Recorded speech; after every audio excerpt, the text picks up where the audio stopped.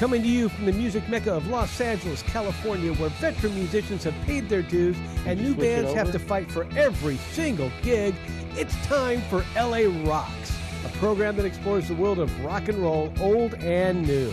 And now your host, Redbeard. All right, hey there, welcome, and it's another wonderful evening here in southern sunny California.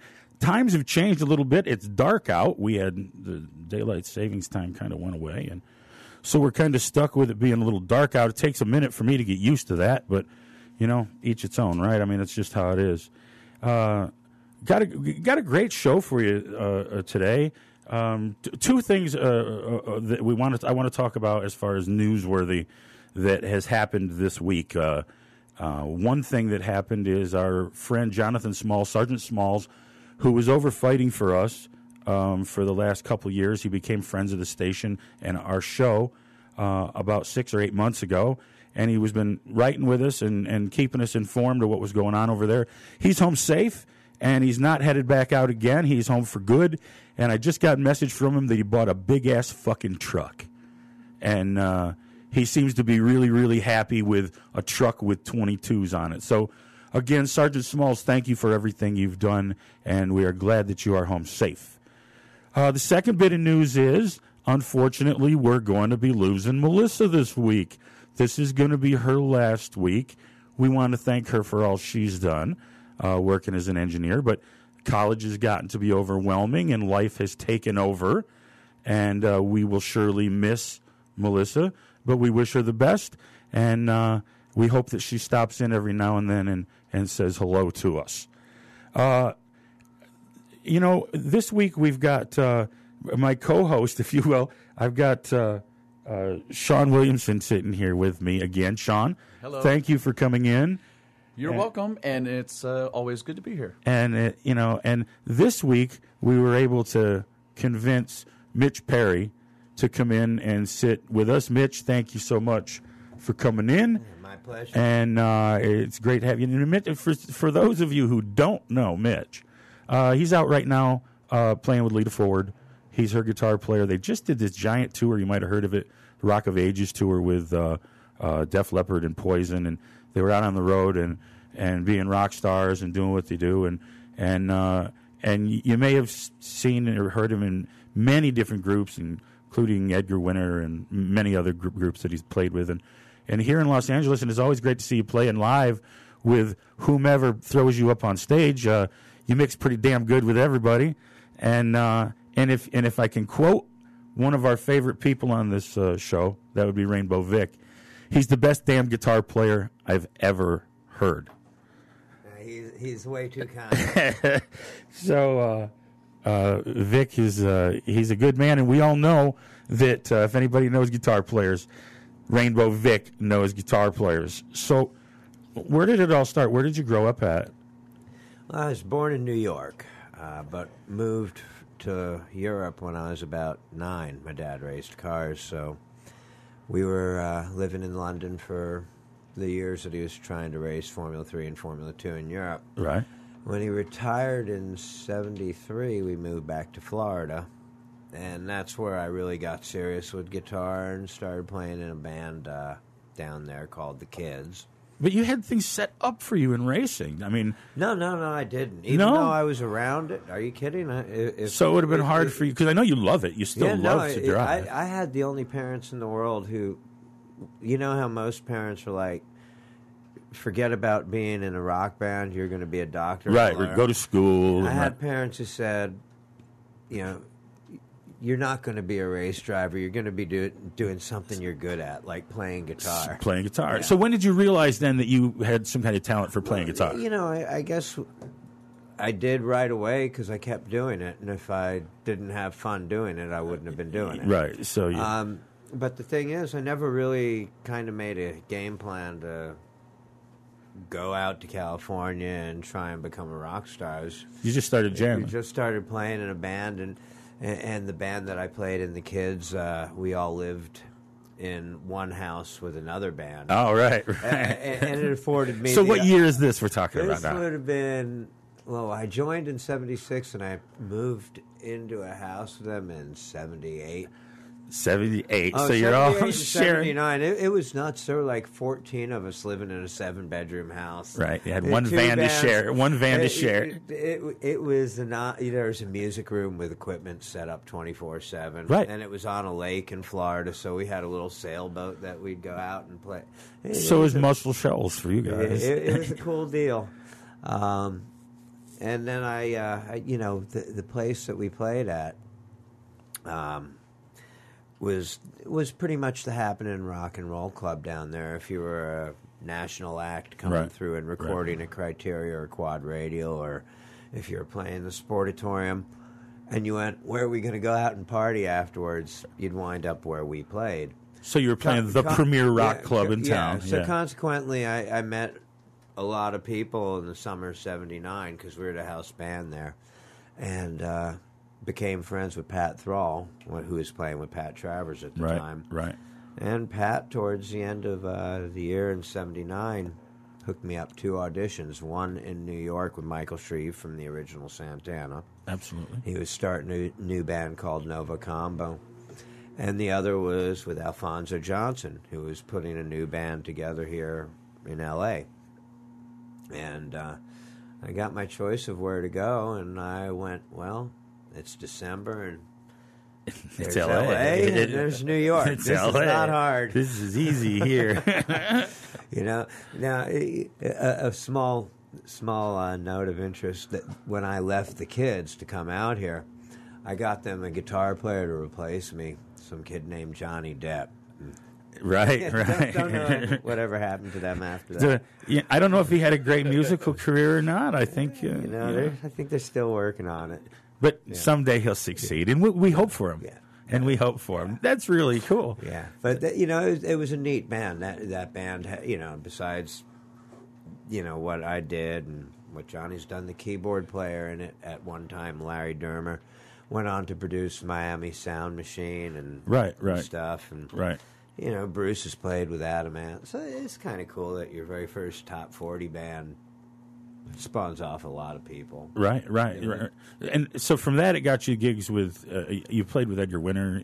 There's a lot of stuff in between. And let's go to some of the other things in between. Well, I got out here, and the band with Alfonso included Vinny Appice. Oh man, Vinny is Jesse Harms, who is a keyboard player from at the time he was playing with Sammy Hagar. Right. He went on to play with David Lee Roth. He also wrote that song "Shakin'" for Eddie Money. Right. He played a lot on Eat 'Em and Smile, didn't he? Or I think it was Eat 'Em and Smile. He played a lot on. You're right. Yeah. I think Brent took over from him. I think so too. But Jesse played on the recordings. But that band did a record. Nothing really. Welcome to the music business. 2 weeks before the record was going to come out, we get dropped. Nice. Welcome to the music business. You thought this was going to be easy. No such thing. So the next band I ended up joining, I didn't really know too much of what was going on locally. Right. And I went to see my friend at Guitar Center, who says, well, there's this band, Quiet Riot, just lost their guitar player to Ozzy Osbourne. They're bigger than Van Halen. Right. I'm like, sounds good to me. Sounds like I want to audition so there. We called up Rudy Sarzo from the Guitar Center, and this is the old one, across the street from where the current the one is now. Yeah. And we call up Rudy Sarzo. He says, well, I just quit the band, so he'd gone to join Angel. So he gives me Kevin's number, and I ended up talking to Kevin, and I went and rehearsed with them. They were real happy with me, and I was like, this is pretty bad. But, at that time, I'd been, paying to get into the Starwood and things like this. Right. That's got to stop. And I went with Kevin after rehearsal to the Starwood. And we were treated like rock royalty, so I forgot how the band sounded at rehearsal and joined. Said, I'm going with this. At least I can get into the Starwood for free now. Right. Lofty aspirations in music. So how long did that last? Funnily enough, 2 gigs. 2 gigs. He actually wanted me to stay in the band, but I got an offer by some guy named Glenn Hughes to play with him. Right. I went, Kevin Dubrow, Glenn Hughes. You know? It's like New York or California during the winter. It's a pretty easy choice. You know, maybe I should have gone to New York, too. Yeah. But, you know, so, yeah, I ended up going and playing with Glenn Hughes in a project for a little while. That really, for a variety of reasons, wasn't going anywhere. So I then wound up in a band called Code Blue, which had a deal with Warner Brothers at the time. Randy Castillo became the drummer in that. Right. He and I joined at the same time. And, I mean, it was amazing. We were going all over in the spring of 1981 with Missing Persons opening up for us. It was their first gigs. Right. I mean, we got drummers like Randy and Terry Bozzio playing in all the local clubs around here. I mean, really, not to mention the guitar player like Warren Cucurullo. Right. So you sound great. So the band sounds... Yeah, there's really, really cool stuff. And so I did that for a while, then started my own band called Dutch Courage with the singer from the Joe Perry Project, Ralph Mormon. Randy came with me to that. Right. And, from Dutch Courage, I ended up replacing Steeler, or Yngwie Malmsteen in Steeler, who... Yngwie's a pretty good guitar player. He doesn't suck. You know, he doesn't suck. No, he's... And so what happened with Yngwie leaving them? Somebody asked him to leave. Well, I'm sure that was probably somebody asked him to leave. No, Yngwie, I think Steeler was a vehicle for Yngwie. Yeah. I mean, Yngwie always had Yngwie on the agenda. Yeah. And so now you replace him and replaced him and went from there to Talus, and for Talus I ended up moving out of Los Angeles. So that's Billy Sheehan now with Talus. Yeah. Because I'm from Binghamton, New York myself. Popeyes. And I used to do Popeyes and Bobby D's place. Yeah, I played them both. And there was times where I was with a band called Nexus, and we were the other premier band in town. And, I used to play. It's funny that you talked about Talus and Billy. What a great! Every time I see him, I tell him, I'm a better bass player than you. I don't know how you made it, but he's clearly awesome, man. Going through Binghamton, I used to go watch him play, and it was like, man, someday I'd like to play like that. That's the guy I want to play like. Amazing musician. So you played with them. Wow, that's a great thing. So you remember Popeyes? Yeah, actually, I remember freezing there one night. We were playing a gig, and, there's no dressing room, so to speak. No.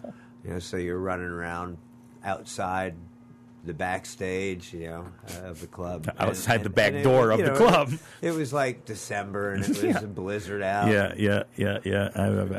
I know that. Needed a lot of spinach to get through that gig. So what happens after Talus? What are you doing then? I ran back to California as quick as possible. Yeah. A couple of those Binghamton gigs was enough. Well, moving to Buffalo in November is like I got off the plane and everyone's like, "Why do you keep staring at people's ankles, Mitch?" I'm looking for the shackles. Yeah. Why are people here? Yeah, dude, I lived in Buffalo as well. I mean, Dave Schultz and more reasons to leave Buffalo.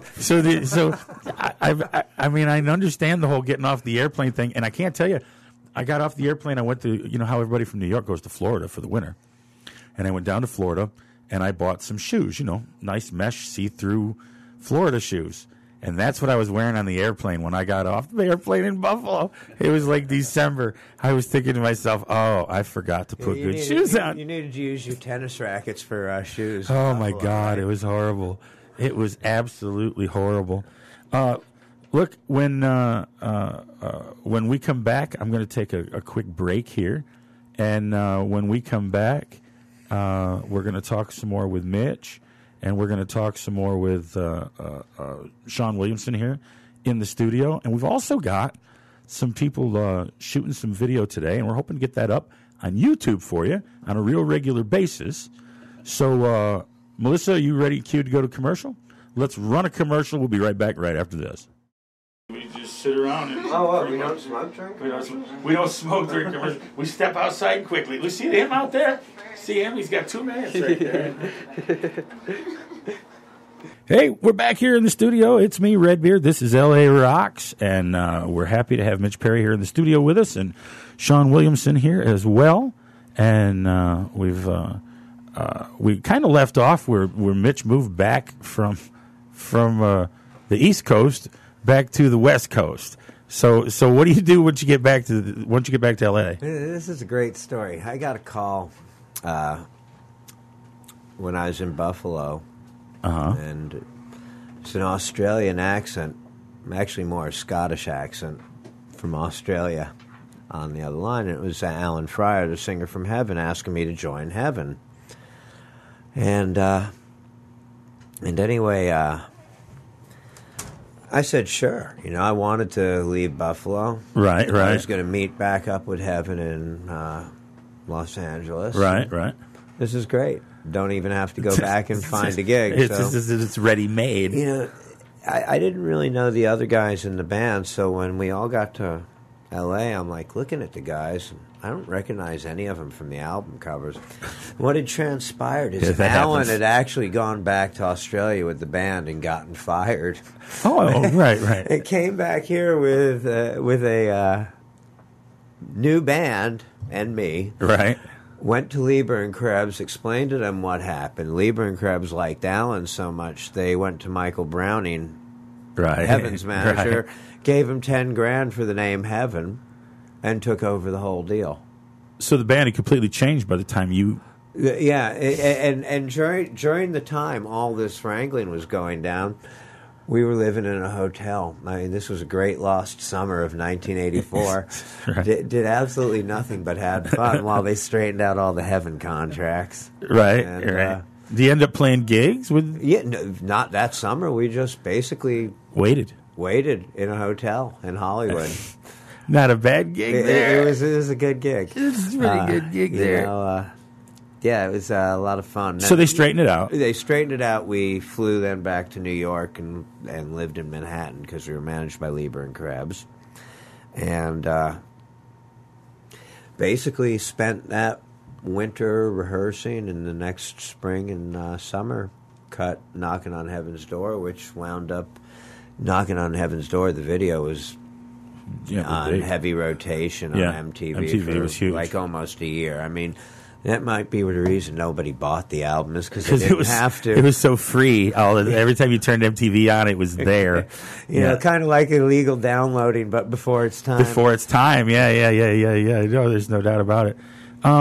Now we got some music that we're going to try to play. What do you got? It's some solo stuff, right? That you're doing. The solo stuff is jumping way in the future. That's okay. But I want to go ahead and play it. It's something that I did originally in '96. This was not done on Pro Tools or anything. This is a real record that we did in Japan. We did this in Japan in '96. And then I saw some of them selling on eBay for like $125. I went, wait a minute. I'm not getting any piece of that $125. So we've been putting them out in America, and they're available on iTunes and all that stuff. But, and I've said this before. I'll say it again. All of our listeners at LARocks. It's one thing that I constantly say is, look, you have to support these artists. It's not the same way as it used to be with big record companies that support these guys. So go on to iTunes, pay for the material, buy the songs, and enjoy them. And that's how these artists get paid now. It's record companies aren't taking them around the country and making them money and making them rock stars. They're doing it all by themselves. So make sure you go support all of the artists. Melissa, what do you got queued up there that we can play? I have Your Beckoned Call by Mitch. So let's do that. This is LARocks, Your Beck and Call with Mitch Perry. You just played the whole way through the song. Right? Yeah, there's a bunch of different guitars on it. It's not just one guitar. Did you name that song? Yeah. Before or after you played? After, you know why? It was kind of so similar to Jeff Beck. I didn't want people to go, oh, he's ripping off Jeff Beck, so I figured I'd go, okay, I'll name it after him, and go, it's the tip of the hat. I heard that you played in Malibu With them? With these guys? Yeah, I did one. okay. How was it playing there? Can you not hear me? Yeah. How was it playing there? Sorry. I had a great time. Down at Sunset in Malibu. She was asking about him playing there with you guys. Sorry. I did a tour in '94 of Japan. It should have been a Blue Murder tour, but it was me and Carmine and Tony Franklin. We did a bunch of Beck Bogart and stuff. A lot of fun. Yeah, I'm lucky to call Tim my dear friend, and cool. boy, I love going out to his house. And see, he's a big smoker too. He loves to smoke, and you get him wound up and telling a couple stories here and there. Let's go smoke. We should. We really should. He would really enjoy that. He doesn't leave the house in Simi Valley much anymore. Yeah. He's out there all the time. He doesn't really go anywhere. He's not playing out any much. I saw him in the studio with Manny Charlton from Nazareth, because remember I told you I was kind of, and I seen him in the studio. Wow, that was so cool to see Manny from Nazareth and Tim Bogart playing in the same studio. Manny was hooked up with Alan from Heaven. Yeah. When he was living in Texas or something. He's living in Texas now. He's in Dallas still. Yeah. Him and Alan got involved somehow. So for the Latin influenced thing or project that you want to do, are you gonna do like more so like strumming, or are you thinking of like Yeah, it's gonna be cool. really cool. Cool mix of ripping, modern sounding stuff, but with a really Latin feel and song and rhythm. It's gonna be neat. Great. I like Latin. And that girl down there is ready to hire bands that want to tour Mexico. I'm ready to go, except for Mexico. It's scary here.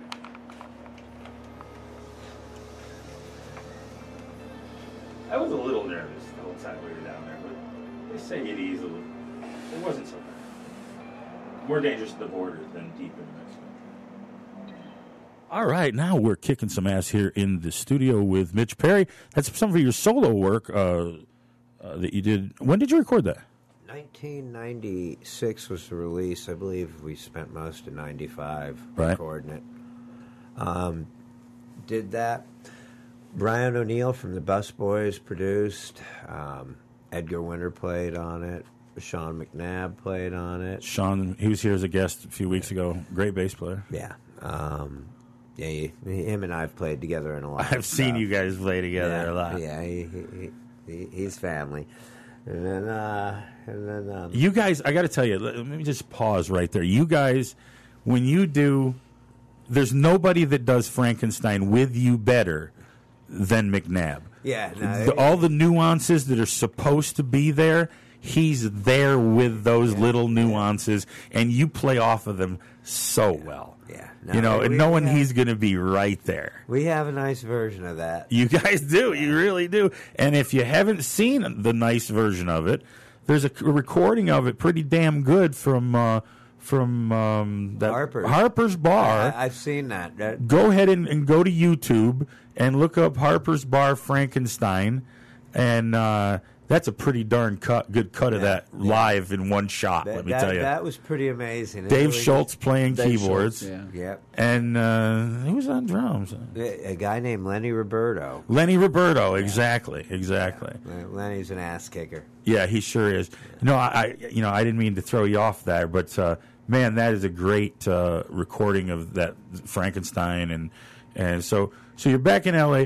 When do you finally hit with Winter? Winter didn't come until 94. 94. That's when we started recording that record, because I was in the midst of recording. Because you said he played on this. Yeah. And I was in the midst of recording it when I ended up, starting to play with him. So right out of the gate, he says, "Yeah, I'll get on your solo project with you." It didn't suck. But, that came after a whole bunch of stuff. I mean, in between, we'd left off on Heaven. Right. And from Heaven, I went to MSG with Michael Schenker. From that, I went to Cher. The Michael Schenker thing, I wish I'd have seen you there, because I can't imagine the two of you on stage together. It's got to be incredible. Yeah, it's a lot of fun. There's video on YouTube. Yeah, because he's another one that doesn't suck. Yeah. And I know I've been playing bass most of my life, and it's nice to play on stage with people that are really, really, really your contemporaries, people that you really look up to play with because they're that good. And Michael's got to be one of those guys. He was one of my favorite guitar players. And how do you meet Cher? I just had a story about her coming in on a Harley on the backseat, going through the front door at the Rainbow with one of the guys from. You work at a bagel shop. No, is that exactly? is that how it works? You moved right in right away, don't you, at the bagel shop? So how do you? No, that came about. A friend of mine, David Shelley, was playing in her band, and she had hired Dave Amato, who plays with REO Speedwagon. At the time, he didn't. Right. And then he got the gig with Cher, and then REO gave him an offer. So she called. She didn't want to re-audition any of the people she tried. My name came up. Richie Sambora was there, and he gave a thumbs up when my name came up. So they called me up, gave me songs to learn. And it wasn't an audition so much. It was like, come down, don't fuck it up. And you got it. Yeah, you're hired if you don't screw this up tonight. And so, And what year would that have been? That was in 90. So that was 89 to 90. Just after the Letterman appearance with Sonny. Oh, yeah. It was just after that appearance, because, come on, let's face it, Letterman got a peach of an interview there. They got up and sang their song again, and I remember... I saw the worst Halloween costume this year. No. Yeah, Sonny Bono with a tree branch through his neck. No, not that. Yeah. That's bad. That's bad. That's a bad thing. Okay. So you play with Cher. You play with Cher during the really big time. Yeah, with Cher. I mean, it was a huge world tour. The biggest crowd I ever played in front of. We played in front of 110,000. Wow. In Australia. 10,000. It was really, really cool. I'm still mad at Cher, by the way. Me too. I got a bone to pick with Cher. You know why? I went and I saw the retirement tour. I paid $200 a ticket, convincing me that I needed to go see her because she was never going to play again. Dude, she went out with Gene Simmons, right? Yeah. Well, what do you expect? Yeah. How many times can one guy retire? I mean, what is this? Kiss's 30th annual farewell tour? Yeah. No, you're right. I don't know what I was thinking. So that's $400 I'm never going to see again. I'll have to let that go. Dude, if that's the worst thing that's happened to you in music, then you're ahead of the game. Yeah, way ahead of the game. Way ahead of the game. There's no doubt. So you get done, you do the big tour with Cher, and then after that, what happens? Nobody talks to me. No. For how long? Was it like a week or two? Cher really fucked things up for you. I spent a lot of time trying to get a band called 7% Solution off the ground. That was with Shaun McNabb and Ralph Saenz, who is Michael Steele and Steel Panther now. Right. They're out playing a lot. Yeah, well, back at this time, Michael Steele was not playing a lot. Well, he was Ralph, and nobody wanted our band because it was just, it had gotten, right about then was Nirvana and the whole grunge thing, right? And we became really dated overnight. Yeah. We ended up. I put some of the masters that I had that we did for demos out as a semi-solo album in '98. Really cool sounding stuff. Ralph's a great talent. Right. But unfortunately, nothing happened with that band, and I went to Japan, basically filling in John Sykes' spot, but it wasn't filling in John Sykes' spot because he'd fired the band. Right. So it was the band using me to basically, it was the whole Blue Murder lineup. And we went, instead of doing Blue Murder stuff, we did like 4 or 5 Blue Murder songs, but then did a bunch of Carmine's Right. Tony Franklin stuff with The Firm and whatnot. An all-star thing. Yeah, and which was really a lot of fun and really great. And Carmine, when we were coming back, was going off to play with Edgar. And I said, man, if he ever needs someone, tell him to call me. I was a huge Edgar Winter fan.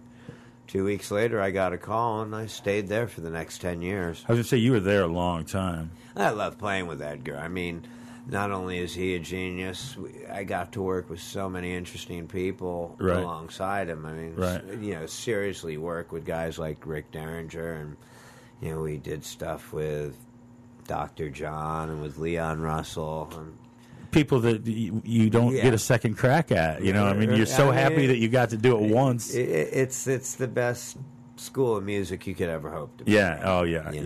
And I mean, it was just, I was a big sponge for a lot of years. Can't beat that, man. Although people might say that was the alcohol. No. Yeah, that was the alcohol, the sponge. But you've been very lucky. You've had a very, very fortunate career with many great people, and look, you're going to do a song live with us with Shaun Williamson. He's here today, and he's agreed to sing, and you guys have worked out something. So what we're going to do is we're going to go to a commercial. We're going to our friends at Geico. When you need insurance, Redbeard said, "Hey, head on over to Geico and talk to those folks over there. They'll be able to help you out." So when we come back from this commercial, we're going to have in the studio live Mitch Perry playing guitar along with our dear friend Mr. Shaun Williamson. We'll be right back right after this. Geico. Now here we go in the studio. We're going to try to cue things up. A pretty good recording here. You guys know what you're going to play here? Shaun, you got any idea what we're doing? Yeah, this is a song that Mitch and I recorded with some friends of ours from Government Mule. And it's an old Leadbelly song, I believe. Right, Mitch? It is. Way Although cool. Most people think it's an old Nirvana song. Right. Because Nirvana popularized it by doing it on their... but it's been done by Dolly Parton, millions of people. Man, I can't wait. You guys go ahead. It's a song called In the Pines. Go for it.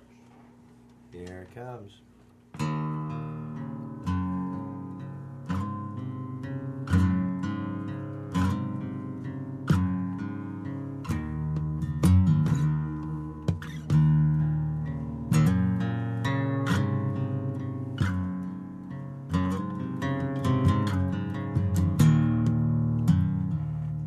My girl, don't lie to me. Where did you sleep last night? In the pines, the sun never shines. It's never told me. My girl, where will you go? I'm going where the cold wind blows. In the pines, in the pines, in the pines. Where would you sleep? In the pines, in the pines, in the pines. Sleep all that you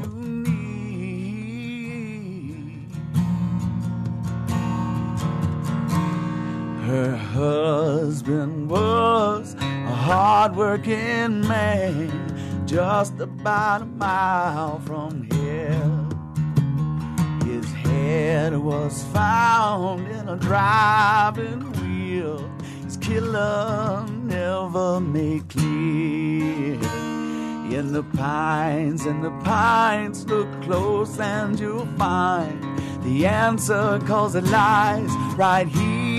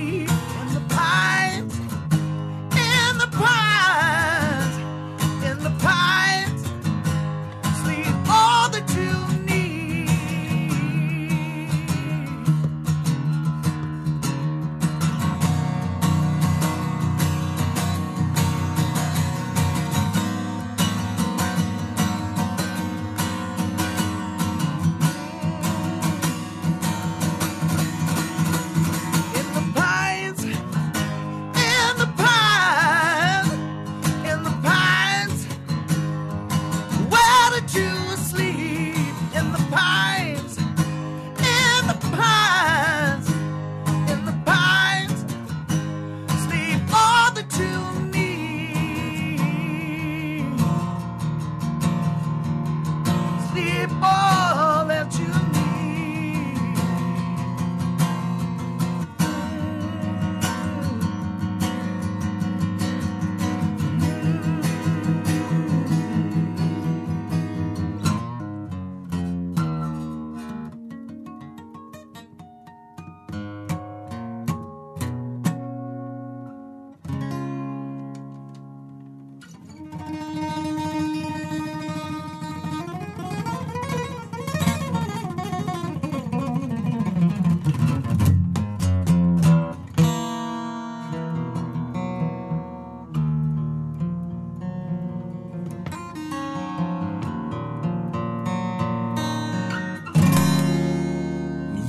All right, come on now. All right, we got him in the studio. That's right. Thanks, Mitch. I really appreciate it. And Shaun, that was so great.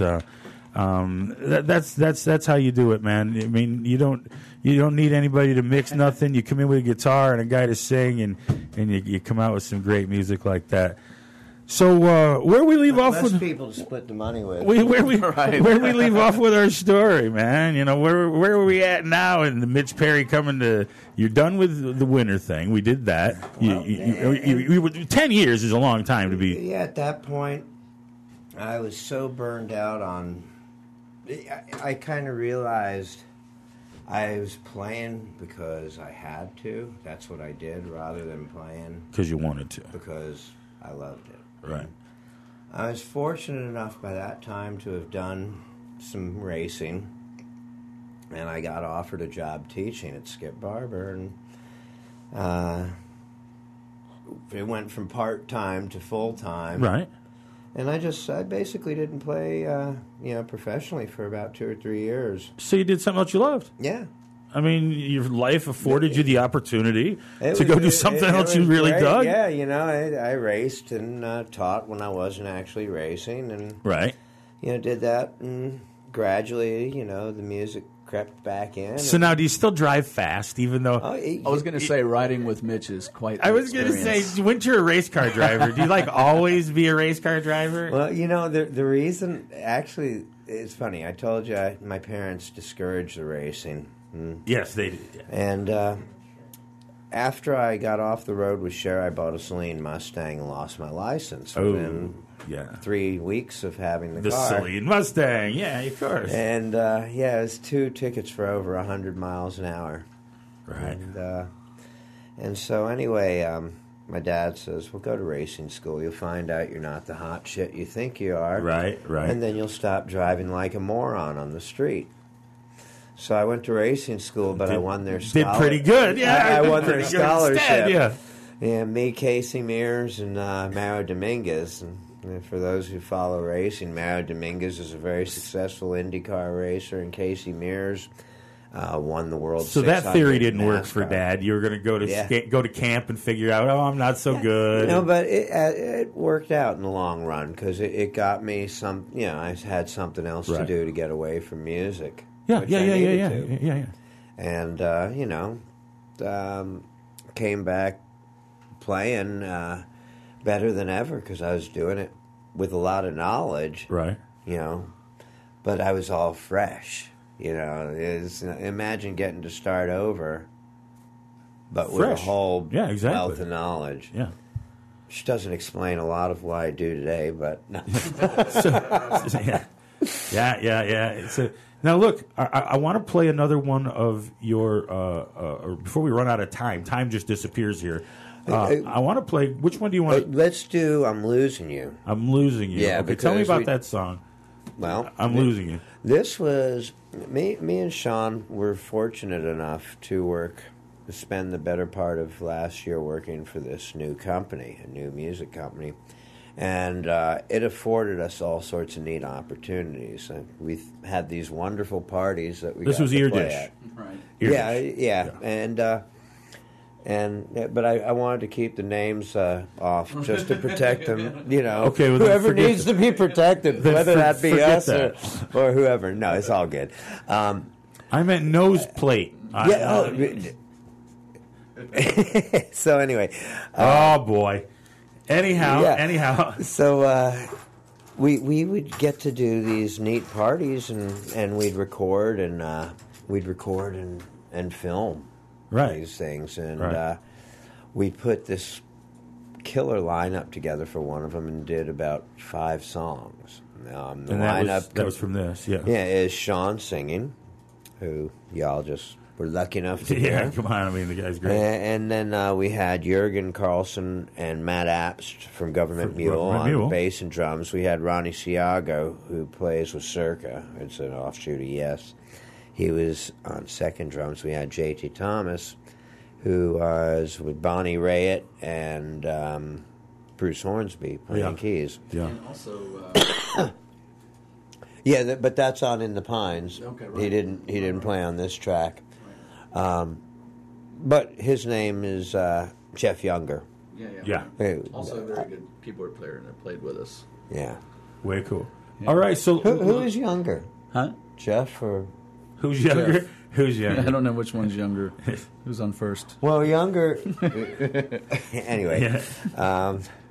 That was stupid. So we're going to cue that song up now. And this is a song you'll recognize, too, if you've... No, if you're over 30. If you're, yeah, I know how that is. All right, this is I'm Losing You, and this is LARocks. I'm Redbeard here. I'm in the studio with Mitch Perry. That's the great thing about capturing stuff on and off the air. Is that with Simon Wright, it was hilarious off the air, man. And the shit we talked about outside.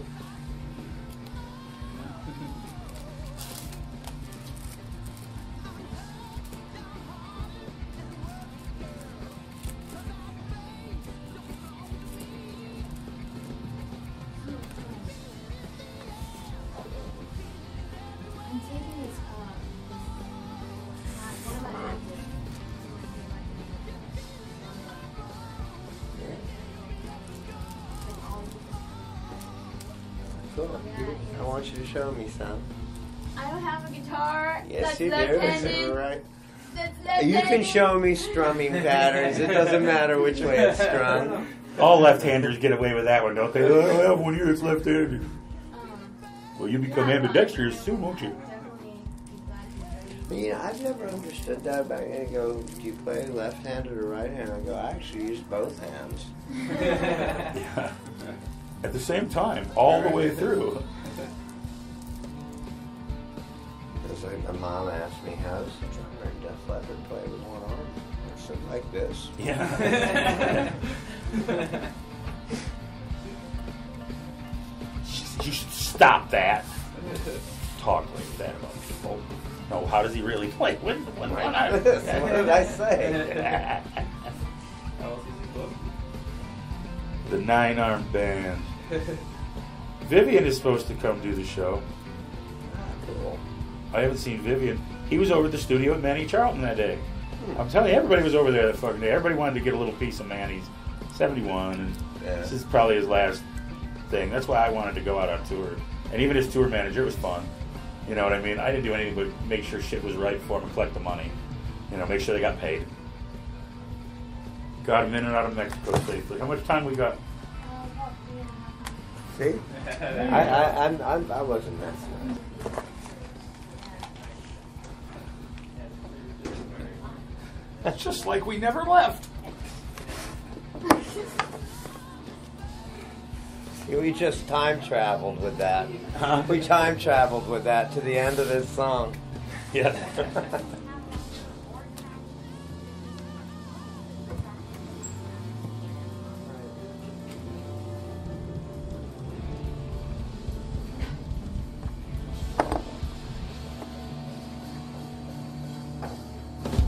Wow, what a great song that is, man. I mean, it's just a great song. You guys did a great job on that, man. Thank you. Yeah, I'll tell you, I was more proud just to have a rhythm section. Yeah, man. Play the way those guys played that song. I mean, awesome. Absolutely. In spite of how great everyone else on it is, it's like that's one of those songs you can hear 8 billion bands play. Yeah. Yeah, and 8 billion bands butchered the song. Right. Yeah, absolutely no. All the parts are there. You can tell everything's there, and the vocals. Sean is just amazing with the vocals. Thanks. Look, in the last couple of minutes, let's. I want to turn our attention a little bit to Sean's got some projects going on with the Voice Academy and things like that, and I want to make sure that anybody who's interested in getting to Shaun, how do people find and get to you, and tell us what you've got going on in the minute and a half or 2 minutes we got left. Okay, well, I'm working for a production company that's also got a label with Universal. I've got a management company, and I'm managing an artist who I've got a production deal with. Right. And my Voice Academy, I'm going to kind of blend the two and kind of do an artist development type program. So I've got some things. So if you contact me, I can tell you more about it. Right. So you can contact me at Shaun at BurbankVoiceAcademy.com. Great, and of course you're on Facebook, and people. Yeah, can find I'm nationwide. Find you all over. and with Mitch, you got something coming up on the 17th with Lita right here in town. Yeah, we're playing somewhere in Corona. I'm not exactly somewhere in Corona. Yeah. I'm not exactly certain. But you can go to. I always tell people go to Polestar.com, look up Lita Ford. And Mitch is her guitar player. Now, how long has that been going on? Oh, I'll tell you. I've known Lita since, if we went back to the beginning of the show, remember when we were talking about Dutch Courage? Right. That's how long I've known Lita. So you've known Lita a long time. We've been, really good friends throughout all these years. And she asked me to help fill in a few shows last year when Gary Hoey couldn't make it. And then basically asked me to do the whole Def Leppard Poison tour when she got that. So. Man, that's a great gig. I'm so glad you got that. I mean, Vic and I talk all the time while you're out on tour. We're like talking about Mitch, saying, "Oh, he's out there right now. He's doing the big time." It was great. And, it was a beautiful summer. And let me thank everybody for coming. That's the sound of the end of the show taking place. I want to thank Melissa Mallett doing engineering work for us. Shaun Williamson, thank you, Shaun, for coming in and singing. You're welcome. Mitch Perry, I want to thank New Dissident Radio Studios for hosting us here. Again, Sergeant Smalls, welcome home, brother. Enjoy that truck. Have a good time out there. We sure are happy for the service you provided us. This is Redbeard, this is LARocks, and we will see you again or hear you again next week.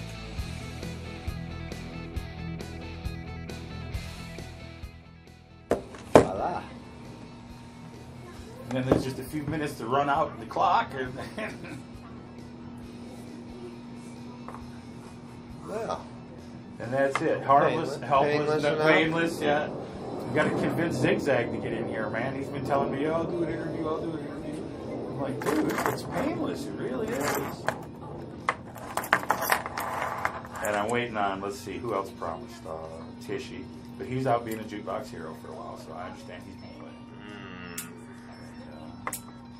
Hey, has Chaz been around, by the way? Oh, he's another one. Did you see your song? Did you see your, you have something, enough of Chaser or something? There's something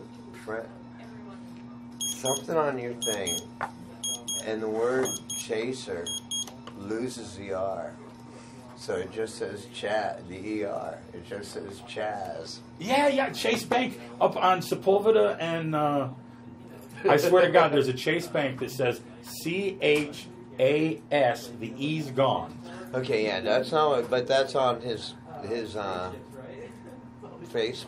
I was going to make a comment. Oh. He's getting the award at the Brixton for the best male vocalist tonight. Now. Right now, he's getting it tonight. By who? I don't know. So he put on his Facebook. Somebody made the mistake of making me the best male vocalist, so I will go down and get mine. And then he's going to play with the guy from Rat and the band that he puts together sometimes. That's happening tonight down in maybe the Brixton. Too bad I couldn't make it. Gee, I wish I could be there. Hey, should we go? Yeah, I was like, what time? I don't know. It's on his Facebook. You guys got them special phones? Mine's $29. It doesn't do anything. Come on, man. We can throw something at him.